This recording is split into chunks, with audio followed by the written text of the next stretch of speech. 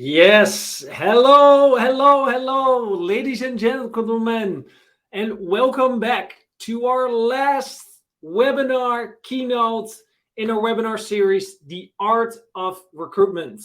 And so they say, save the best for last, because today, whether you like it or not, your lovely host is going to be the main keynote speaker.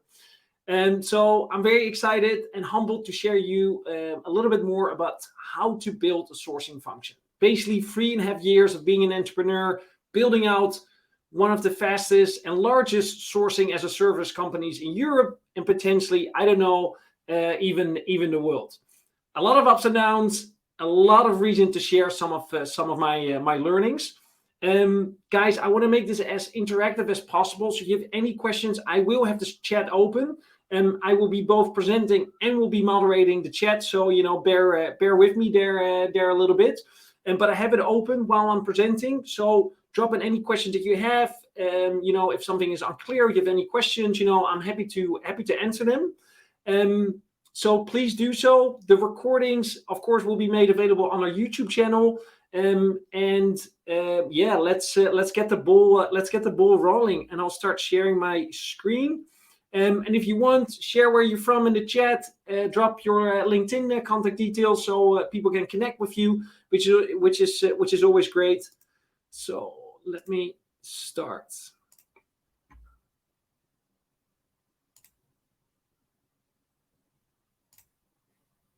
All right, here we go.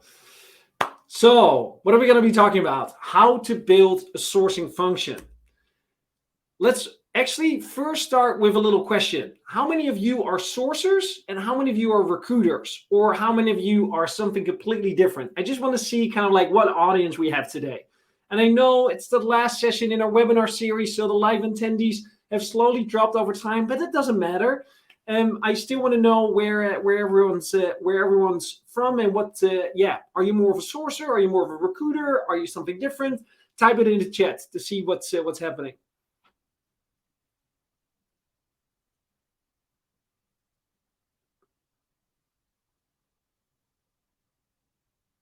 Jonathan, something completely different. Some recruitment.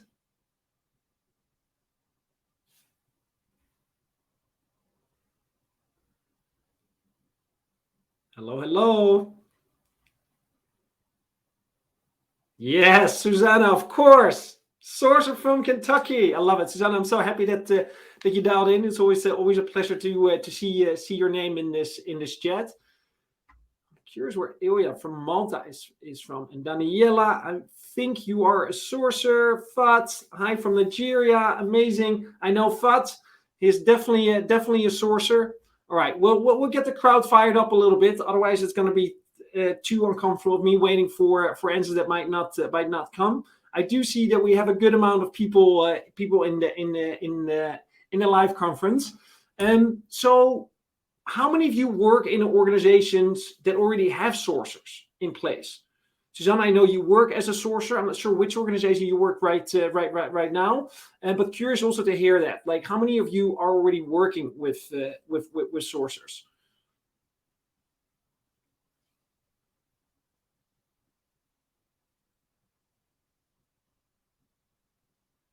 Jade, Brazil, and a recruiter. Here we go. Finally it's happening. Oh, there's definitely a little bit of a delay. What I see in the chat.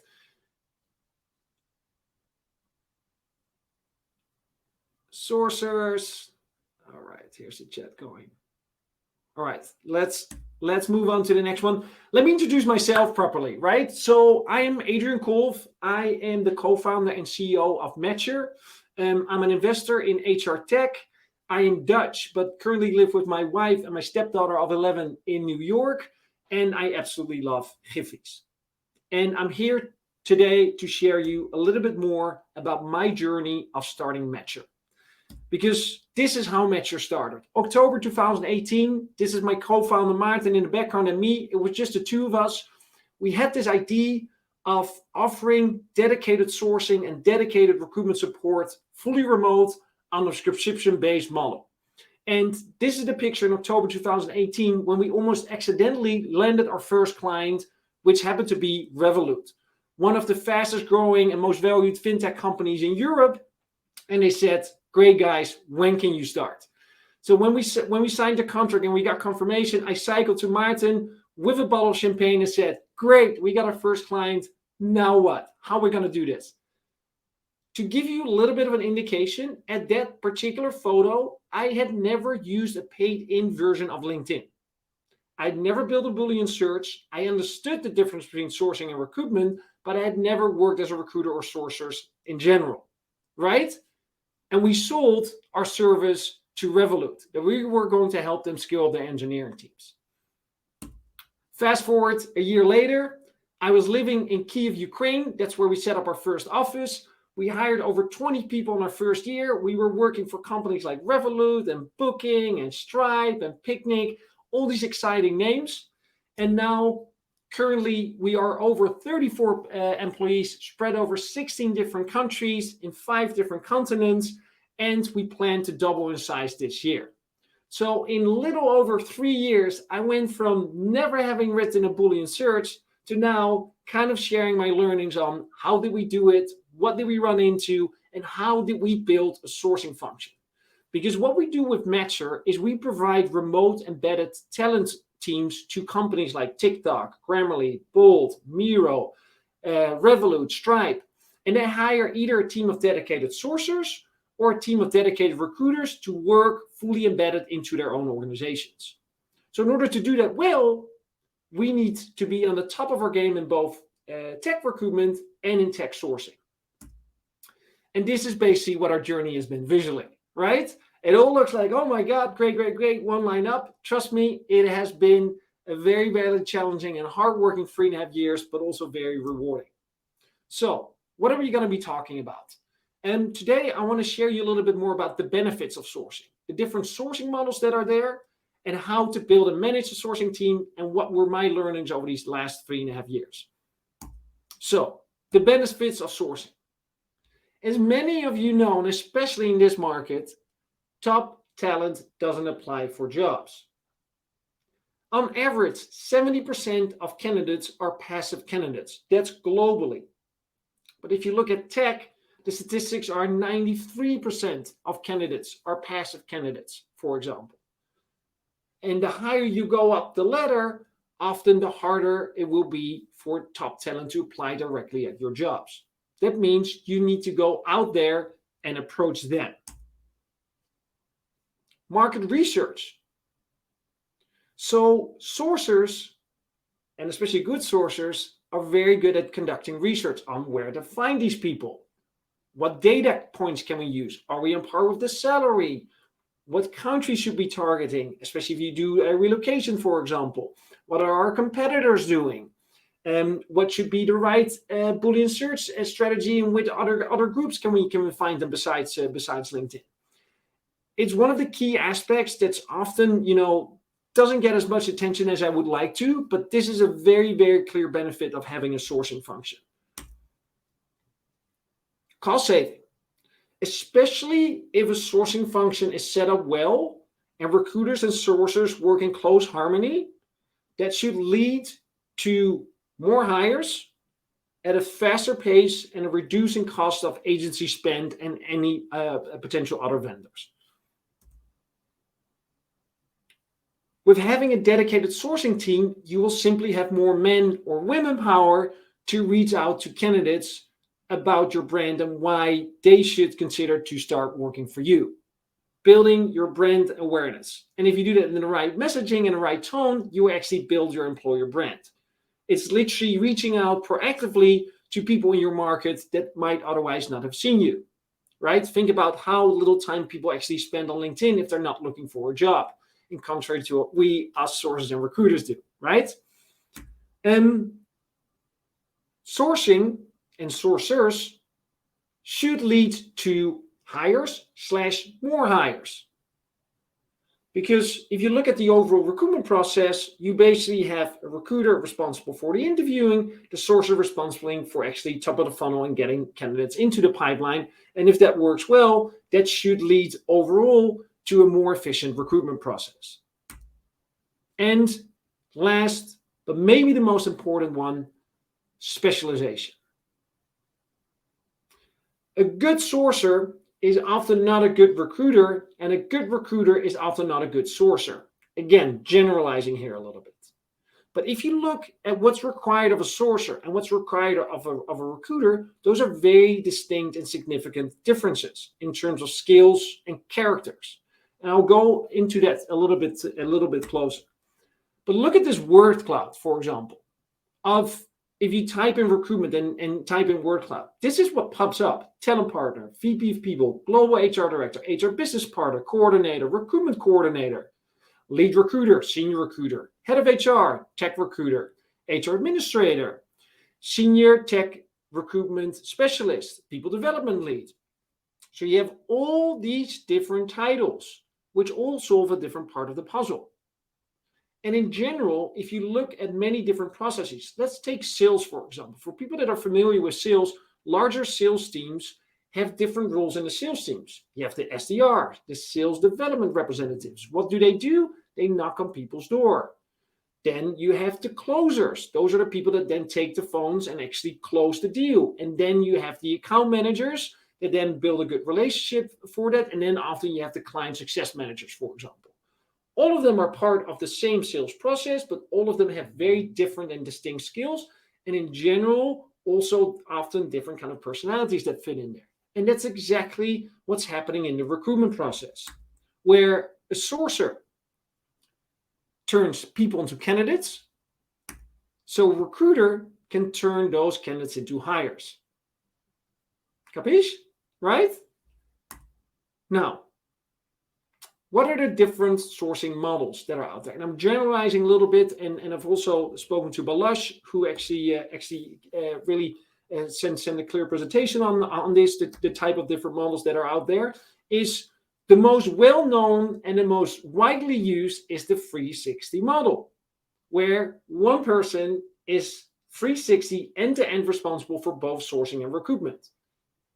Now, what are the advantages of this model? The advantages is that one person is responsible for the entire recruitment process. So knows exactly where each candidate is, builds a relationship with the candidate, and is in full control of the recruitment process. Typically, this works well in startup environments, for example, where only one recruiter is needed, or the lack of budget is to hire more people to that extent. And often when there's more of a generalization in terms of the different and variety of roles that are out there. Probably 80% of the companies work on the 360 model.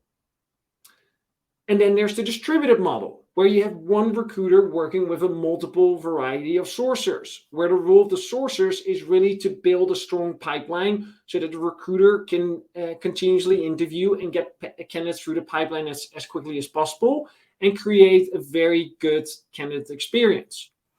This is a type of model which you often see in high volume type of environments. Think, for example, Amazon that needs to fill in a fulfillment center very, very quickly. High volume. A lot of people need to get in the pipeline very quickly. Recruiters need to do a lot of interviewing in that sense, where that makes sense. But also environments, for example, in larger tech companies, where they have a consistent flow of senior software engineers. And especially because that market consists of mainly passive candidates, sourcing is a giant piece of the work that needs to be done. And then it makes sense to specialize in those type of roles. And then there is the specialized model.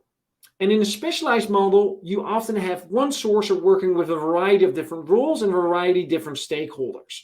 And specialized could be, for example, an executive search. So where you have a dedicated researcher looking through the market and scanning and doing the market mapping of potential senior roles that need to be hired. Or when you are, for example, in the medical industry, and you need to have a very specialized knowledge of specific roles that are very particular for your type of industry.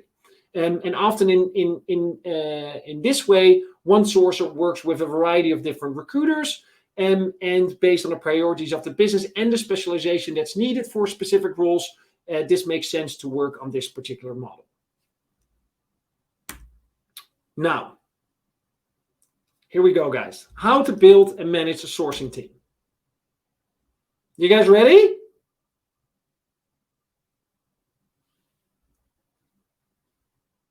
because here we go. So, how to manage and build a sourcing team. First and foremost, and this is a very costly mistake that I made at the beginning when we started MatcHR, as I said at the beginning, sourcers are not recruiters. Because if you look at the task of a sourcer and of a recruiter, they are significantly different and often significantly different stakeholders, right?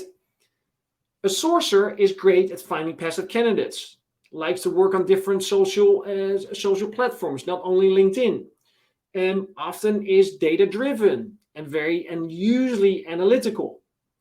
Typically has a more kind of like technical background, like accounting or finance, or maybe even kind of like some development work or statistics. It's not always the case, but that's something that I've seen over the course of hiring sourcers on a continuous basis. And in general, and again, I'm generalizing a little bit here, sourcers are relatively more introverted compared to a recruiter who's usually much more extroverted. Where a recruiter is often very good at connecting with people, empathetic, is usually more extroverted compared to a sourcer. And often recruiters like to work with a variety of different stakeholders and kind of like really be in that change of constantly interviewing and managing candidates through the process. If you look at those two character traits, those are two different job functions, but also two different personalities to that extent. So that is something that is really important to keep in mind, because when we started MatcHR, I was hiring a lot of Adrians and I was very interview biased. And again, I had to learn, right? Because to be honest, I had never really recruited myself before I started MatcHR. And the first employees that we hired a sourcer, but all of them had the ambition in IT, I'm going to be a recruiter soon. And that was not my idea. It's like, no, you're going to stay and be a sourcer. But I hired the wrong people to that extent. And luckily, some of them were able to grow as a recruiter, but some of them, we also had to say, we don't really have a job for you. And it's not your fault. It's our fault that we hired you for the wrong job.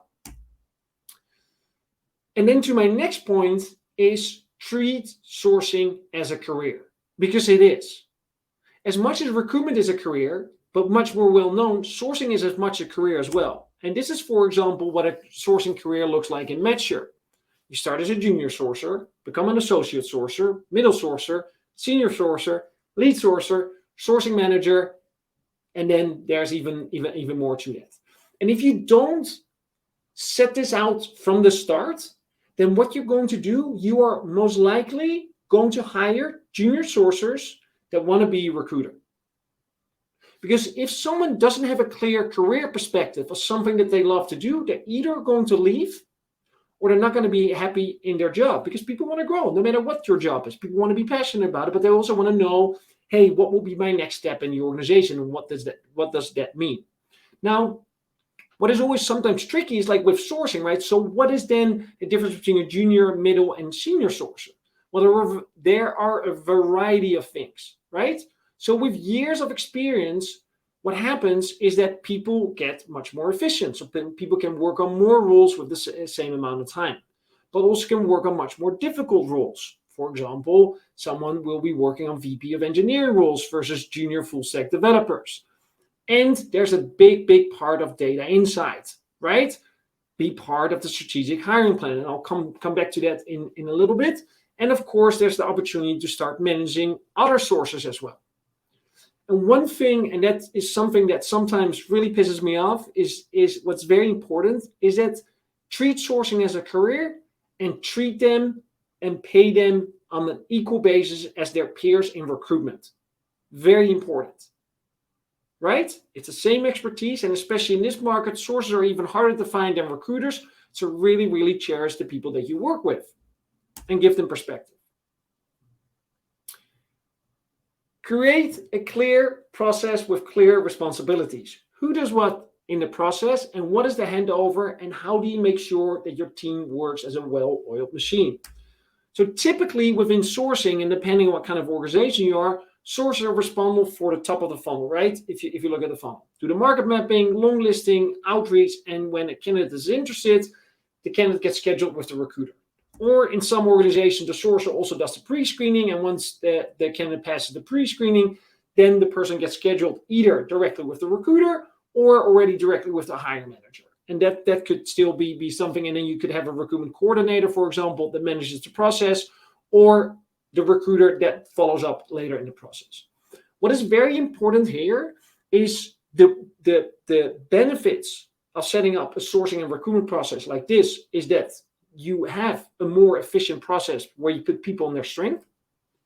The risk is that not one person is owner of the entire process. So be very clear on what the responsibilities of the sourcer is, what the responsibility of the recruiter is, but also how they work together.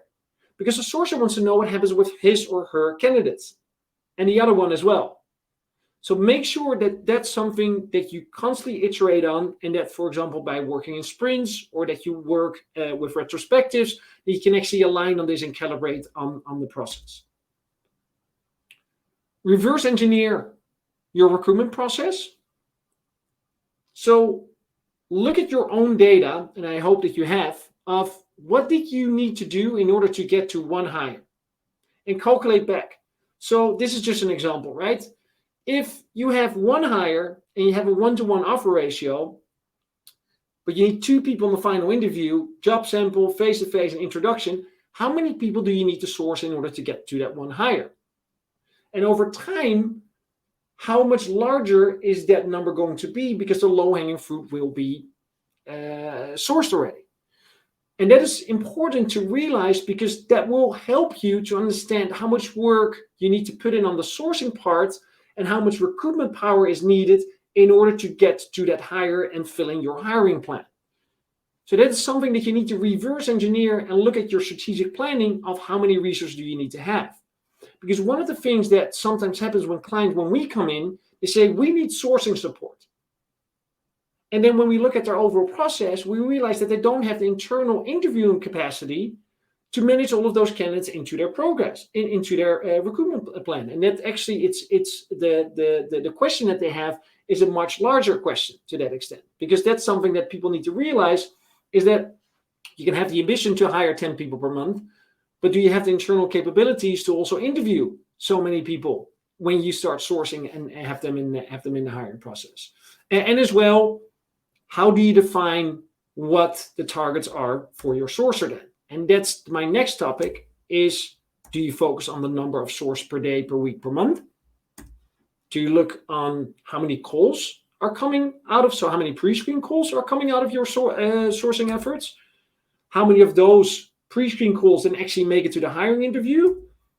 And how many hires are from source candidates, right? And how do you track your performance over time? Source to submit. Important to think about it, and use, if you don't have this, if you don't know this, start working with your existing data. Be clear what the end result should be. So, for example, could be 2 hires, of which one is inbound and one is sourced, just making this up, and then calculate back, okay, so then per week, what should then be the number of submits that we would expect based on our historical data, based on the current market conditions, and if we need to get to that number of submits, what is kind of like the average number that we should source? We have clients where we need to source 250 candidates per week, and we have clients where we source only 50 candidates per week. The volume client just wants to hire as many people as possible. Quality is less of importance, and it's junior, mid, or senior. The other client that we work for, high quality, small talent pool, 50 source candidates, but they have a submit to offer ratio of 2-to-1, right? So it's important. That's different for every organization, and you constantly need to keep track of this. Because then you can actually see, hey, are our sourcing efforts working? Or should we adjust something? And what are the levers and what are the variables that we can adjust? And measure that per week or per month, whatever like works in your organization, but also track that over time, especially then the relative numbers. As I showed you here before, for example, source to submit, that's a relative number. You can compare that number over time. Is that improving, yes or no? Invest in your sourcing team. Give them the tools they need in order to be successful. Every market, every role is different. Give them access to the right job boards. Give them access to the right outreaching tools. Give them access to the right ATS. If you want to build a house and you only give a carpenter a hammer, it's going to be very difficult to build a beautiful house. So keep that in mind. And it hurts me that still sometimes I run into sourcers or I see organizations that are unwilling to invest in them. It's SalesQL. It's an email enrichment tool that helps you to scrape search results from LinkedIn and then immediately populates it with contact details. Very nice tool that we use within MatcHR. Wait, there's a question in the chat. In my opinion, who's the right person to offer negotiations, recruiter or HR? Very, very good question. It depends per organization on how that's cut off. We've seen both. My personal opinion is a recruiter, because the recruiter knows what the candidate wants, if it's done a good job of qualifying the candidate in terms of what the salary expectations are, and already has a good relationship with the candidate, and if needed can work then with HR or with the hiring managers to make sure that the offer that's sent out to the candidate actually meets the requirements.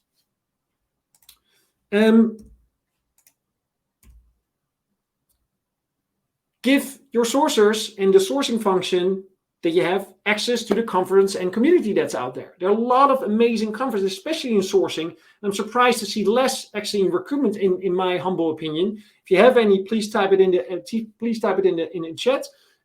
But this is where the whole sourcing community comes together, where all the latest technologies and tools and learnings are shared. And this is really where a lot of great knowledge is shared. Give continuous feedback. And what I mean with continuous feedback, the beauty of sources, they're on the top of the funnel. The difficulty is that they often have less visibility of what's happening at the end of the funnel, and especially where kind of like the decisions are coming from. So give continuous feedback of what's happening with their candidates, and give continuous feedback of what is happening overall in the organization to really understand if the sources are on track. And celebrate small successes. And celebrate small successes. I think the hardest thing about being a sourcer or having sources in place is that, one, when do you stop? LinkedIn is never ending in terms of results you could reach out to. And it often takes time before results really emerge. Think about how long it takes before you reach out to someone and that person translates to a hire, if that's something that you measure, right? It can take weeks, if not months, before you finally get a result of that hard work that you're putting in on a daily basis. So celebrate the small successes, like your conversion rates have gone up. You've received a positive and funny reply from a candidate. You found some interesting data. And also just share some funny things that you run into about the weird responses that some of the candidates sometimes give. And celebrate it and really put people on a pedestal there. And trust the process. It takes time to build a well-oiled sourcing function. You're not going to have overnight success. It takes time to get in the groove and get the engine running. But once it's running, you'll see that the results will be coming in. Now, guys. Yeah? What do you think? Good? Pretty straightforward, but hey, this is 3.5 years of trial and error. I'm showing you guys here. Curious to see the reactions if people experience the same, or if people have different opinions of how to successfully do this, because I will now share some of my learnings and the things that have gone well and the things that could have maybe gone a little bit better. So again, come a little bit back to my point. Sourcers are not recruiters, and I really mishired in the beginning of when we started MatcHR, and now I only realized and really are also very transparent about people. Is one of the questions that we ask always in our hiring process is where do you see yourself in the next 2 years, right? It's one of those typical recruitment questions, but the reason why we ask it is, one, we want to understand like how do people look at their career, but especially if you interview for sourcers, if someone is I really want to be a recruiter, then for us that means that someone doesn't want to stay a recruiter. And we really treat sourcing as a separate career where you can have 10, 15, and even 20 years of experience, and that's how we want to grow people as well. And of course, there's always a little bit of gray area, but that is something that we've really learned to really dig deep and go at if we hire for sourcers. Focus on both quantity and quality. And this is the hardest thing, and we're not there yet. We don't have this right yet, but I'll give you a personal experience and learning is when we started MatcHR, and this was completely due to my lack of any really prior sourcing experience and leading sourcers to that extent, is we were very quantity driven. So we worked for Booking.com. They were hiring full stack engineers across the globe. And I was just pushing my team was reach out more, reach out more, reach out more. And what happened, no brainer, is that the people that got interested in the targets that we were setting is that the quality was very low. So we got a lot of submits, but barely any hires out because we were sending out mass connection requests, mass emails with no personalization and no real digging deep in terms of why this candidate would be a good fit for this role, right? And then we did it the other way around. And then we said, okay, we're only going to focus solely on quality, super personalized messages, multiple platforms, multiple outreaches. And even though the conversions were great and we got great reaction and responses from candidates, we also realized that didn't really move the needle because people would still love like our message, say, hey, I normally don't respond, but your message and you reach me out in so many different ways, but I just want to say that I'm not interested. Damn it, right? All of that work in there and then, not materializing. So it's a constant balance between quantity and quality. And what's very important is that you look at your historical data, your current data, and make an estimate for the next month. And when I talk about those small successes, that is also a way to celebrate, like, okay, we've looked at the number of submits that we wanted to make, and we actually made it. In my experience, what's been the best way to have a harmonized relationship between the sourcer, recruiter, and the hiring manager? Leverage Adija asked me. Very good question. So the harmonized relationship is what I strongly believe is that the sourcer and recruiter should always work as a team and should both be present at all the calls with the hiring manager. Because in the communication lines, and that maybe is not always possible, but in the communication line, if the recruiter talks to the hiring manager and the hiring manager and the recruiter then talks to the sourcer, remember that game that we played in primary school when you had to like whisper something in someone's ear and like it would translate it and at the end it would be complete gibberish what would come out? That is the part that happens when you already have one person in between. So that's one. And secondly, the sourcer should play a much more leading role than I often see what's happening in terms of providing the market data and also really understanding of the tech in terms of what is the hiring manager actually looking for and really bringing it on the table in the intake calls with the hiring managers and then have a continuous loop with a team of 3 people in order to get the right candidates in. So also when a hiring manager rejects a candidate is that the sourcer and recruiter immediately jump on the call in order to calibrate on the role. Was it not the right candidate sourced? Was it not the right pre-screening in that sense? Because then you really create that both shared ownership to that extent. It's not always 100% possible, but the intention should be there. Because if you're going to work in separate silos, you're not going to have the ownership, and you're not going to have the benefits of both worlds. Good question. Sourcing is a lifetime career, and treat it like that. If you've ever met a sourcer that's been in the business for 15 years, you understand what an amazing sourcer is versus someone that recently came and maybe wants to progress into recruitment, right? It really is a separate career and treat it like that in order to nurture your sourcing talent and not for them to either leave to other companies that do or to merely want to jump and become a recruiter. Focus on small successes. So small successes, it's important, and especially as a manager, is that you really focus on not so much on the end results, which is often hires in many cases, but really look at reply rates that have gone up, a sourcing strategy that has turned out to be working, the market research that has been given as an input, a funny reaction from a candidate that's being shared, a good reply from a hiring manager. So really make sure that you embed that into your organization, which is not always as easy because you often quickly get lost in kind of the daily grind. But this is what people gets motivated. This is what people gets fired up in the morning. And it's important that, especially with sourcing, is that you feel that you're impacting your organization and that you make an impact and that the work that you do matters.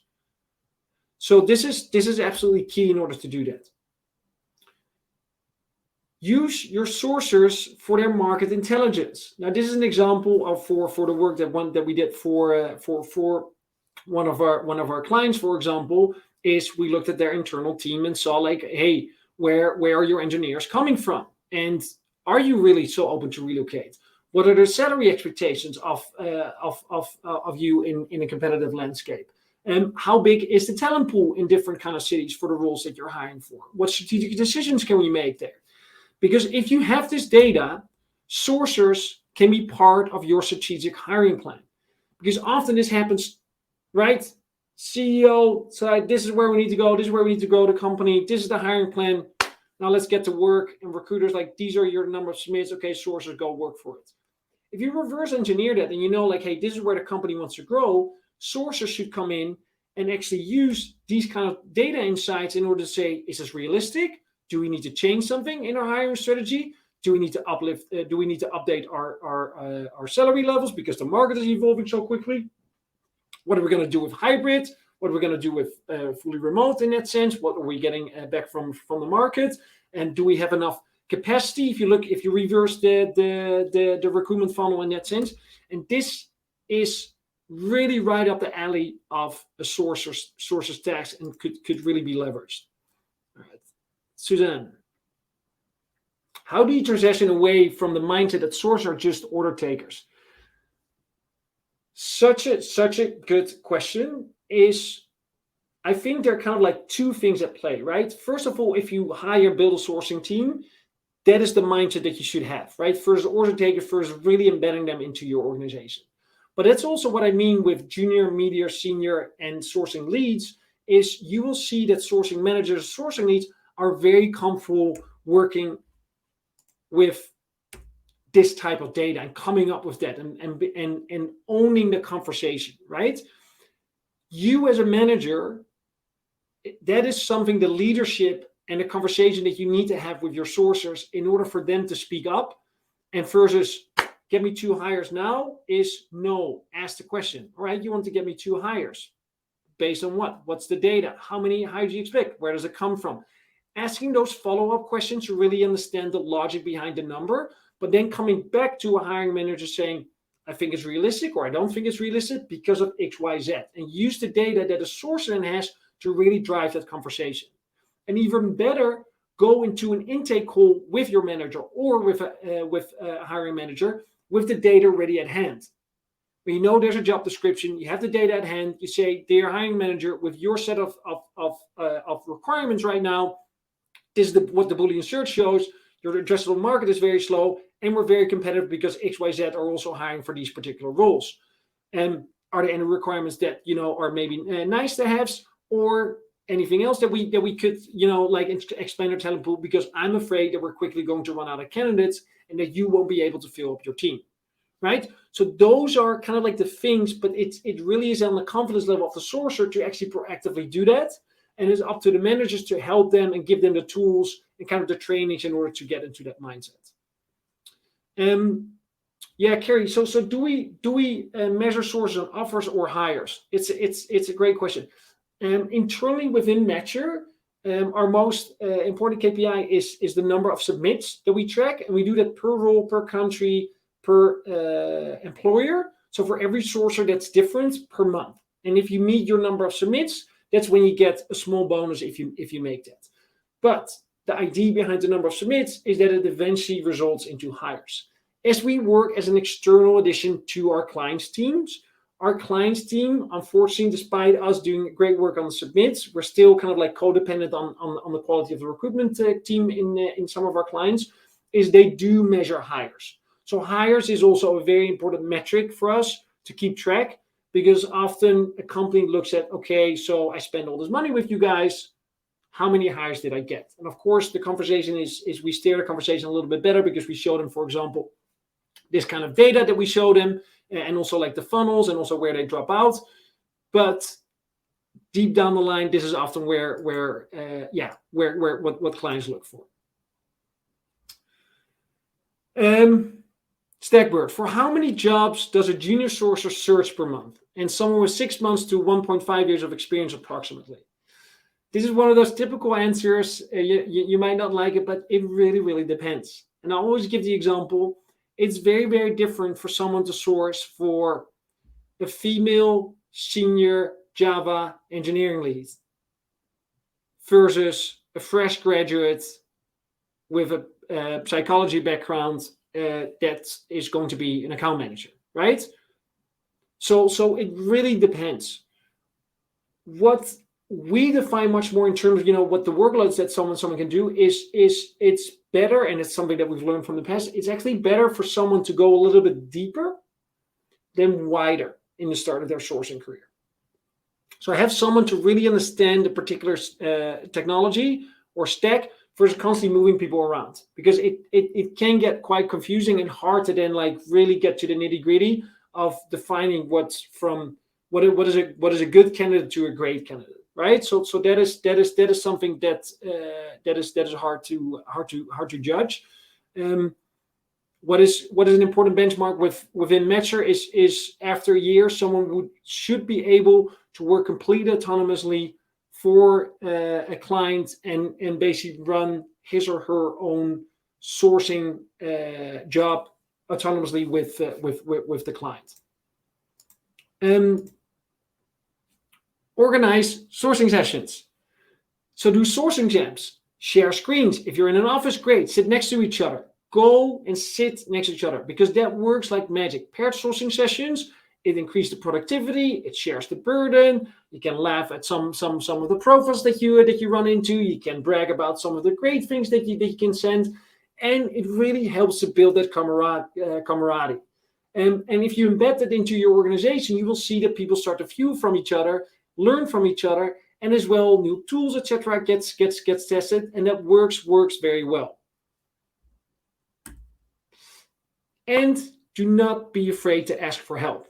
Sourcing has an incredible community, and honestly, I and MatcHR wouldn't be here if it wasn't for the sourcing community. Remember that picture of me with the champagne bottle? I had never built a Boolean search in my life before. I watched every single video on social talent in order to get myself up to speak. How does this work? And then quickly got connected with the people that were speaking in those videos, but also the people that were speaking at Sourcing Summit or SourceCon. And I just reached out to them. It's like, hey, I'm running this business. We'd love to connect. We'd love to chat. That's how, for example, Carrie Collier and Susanna Fraser came on my radar as well. Very experienced sourcers to that extent. And everyone is extremely open and friendly and wants to help and wants to show their support. So do not be afraid to reach out if you're stuck with anything, or like if you're not sure like how to do certain things. And that is also one of the reasons why we launched these webinar series. We've done sourcing webinar series, now recruitment webinar series, is to share the knowledge. Because in the end, it's not rocket science, but it does come with experience and with learnings. And so don't be afraid to reach out. And before you know it, you might also have a big sourcing team. Angelo, we need to add the degree of difficulty of a position that the sourcer is sourcing for, sales position as opposed to an embedded software engineer. Fully agree. So that's also how we set targets within MatcHR, based on the role, based on the company, and based on the country that someone, and kind of like the requirements of the role and the competitiveness of the market. And that's how we define the target for each source.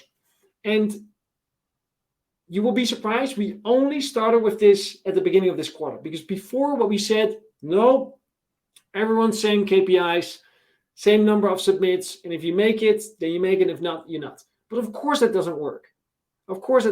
So we now went to like, it was a little bit of a painful process, and also like a little I had to be vulnerable of like very clearly admitting that this was not the right approach, and to now work on an individual basis, which takes more time but is much fairer and much better and much more motivating. You snooze, you lose. Sourcing and recruitment in general is developing very, very rapidly. There are constantly new tools coming out to make your life easier, to automate certain things, to process certain things. Is stay on top of what the latest things that are happening, but as well, especially in this competitive market, keep a close eye on like, how are your employees doing, right? How are they enjoying their work? Like, what's stopping them for being successful? Where do they want to grow? Have these conversations on a very regular basis. I'm always surprised to find that there are a lot of organizations that don't have regular one-on-ones. Embed that into your organization. It's still people that do the work, right? It's still people with the same ambitions that you have. It's still people that want to come home or sit home wherever they're working from, that after a day of hard work want to smile and have a feeling that they are impactful in the organization. So be mindful of that, and also really look at the human element there. And I love to end a little bit with a quote. Never stop learning, because life never stops teaching. It's a little cheesy, but it really is the case. And if I can speak for myself, coming from that picture in October 2018, full of excitement and, like, we're going to conquer the world, and knowing what it has taken in order to get where we are now, and how proud I am of the results that we achieved. But in the end, it truly was for super, super hard work, being very, very open to like hearing like, how does this work in that sense? And now we are excited to scale to over 70 by the end of this year. But we feel that we just have the beginning, and there's so many more people out there that have even bigger companies or have even longer careers in that sense, that we humbly learn from, we reach out to, and you will be surprised, out of the thousands of people that I dare to say that have reached out, hey, can you help, even competitors, only one person in that whole journey has ever turned me down of not being willing to help and sharing their knowledge. And that is truly something I strongly believe in. Is we can all make each other better, and that's also why we've had these recruitment webinar series. Very humbled to see all the reactions from everyone, the amazing speakers that we had on our series. If you have any questions, just reach out to me, connect with me on LinkedIn, send me an email. I irregular now these days, right? Also on my Medium, about sourcing and recruitment and about entrepreneurship in general.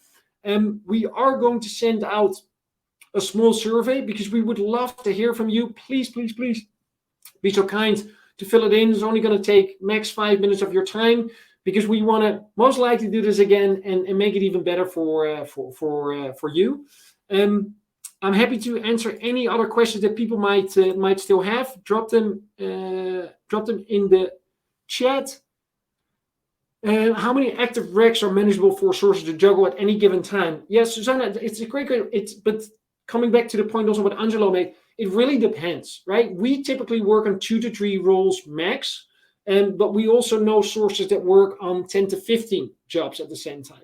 But especially with sourcing, if you spread yourself too thin, you're going to have very thin pipelines, and you're not able to go deep.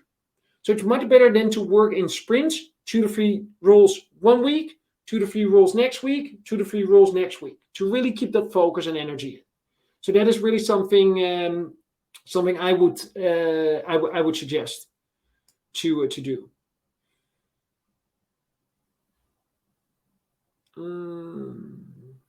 Let me see. Any other questions that I missed? Yeah, Nora, great question. When are we doing the next batch? Most likely in the fall. We're debating if we're going to do another special sourcing one or recruitment one. We don't know yet. But we get so many positive replies from everyone in the community about these webinar series that we're definitely going to continue to do this. How do you further create the sense of ownership with sources, especially when time between source to hire or time between sourcing to feedback from hire managers is slow or takes a while? Do you have examples of how you purposely create space for making mistakes for sources? How do you get feedback and misfits in terms of initial screening calls taken under the skin of the entire team? Yeah, there are a lot of great topics here, Chris. I'll try to address them one by one, right? So feedback from hiring managers is slow or takes a while. It's something we always deal with, right? It is one of the most annoying and frustrating things. You have these amazing candidates, and then a hiring manager takes a couple of days to share his feedback. So one thing here is what is very important is, again, the self-confidence and ownership towards the hiring manager. And it's something that we're training our team constantly on, is we are the experts in sourcing and recruitment. We are running the agenda. The hiring manager has a need, and that need, we have the key to fill in. So we need the two people in order to do that.